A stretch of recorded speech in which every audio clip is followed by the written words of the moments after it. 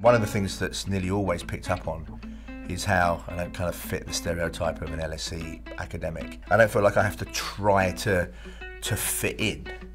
And it enables us, I think, in the work we do to cut through some of the corporate treacle that you might otherwise have to wade through in order to get to a conclusion.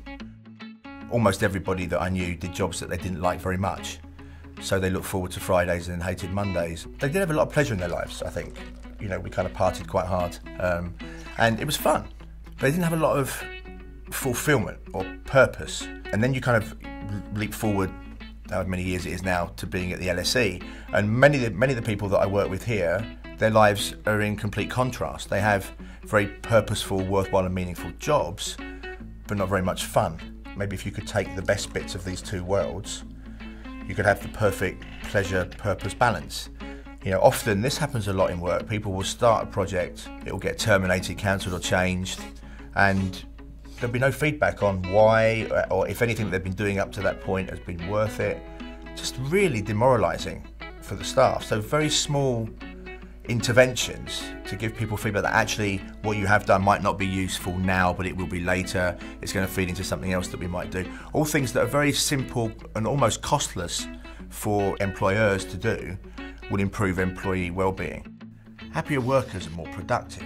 Happier workers take less time off sick. Happier workers are more pro-social. You haven't really got two brains, but you've got two bits of your brain. You've got your conscious Mr. Spock brain. This is what's been called your System 2. The other bit of your brain, your System 1, is your automatic unconscious mind. Imagine you're in an experiment where you get paid a little bit more money than you've earned. Would you return the money?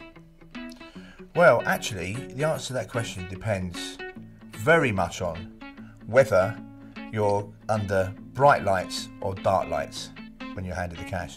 If you're under bright lights, 85% of people in this trial handed the money back in. Under low lights, only 50%. That is a huge effect. Importantly, it's a huge effect that the participants were unaware of, because it's not the cognition of your mind that drives your behaviour, it's the context of the decision. So actually, most of what you do simply comes about rather than being thought about.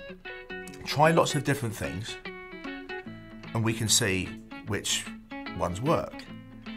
It's essentially like launching a load of tiny sailboats. Let's say we launch them and 9 of them do sink. That's okay for two important reasons. One, they didn't cost very much to launch. And two, we've learnt lessons from why they sunk. And we can start loading the ballast on the ship that's sailing in the right direction, the sailboat that turns into a ship, that then turns into this yacht, then turns into a supertanker. We've now got the best product or service launched through an incremental test and learn approach. It's a different and new way of thinking about changing behaviour. It's not the old tried and tested and largely failed ways of trying to change people's minds. It's changing the context within which they act. Once you understand the environment that your decisions of your clients, your customers, your staff are in, you can have very big effects on their actions from very small changes. And that's what we do. And that's what we help you do.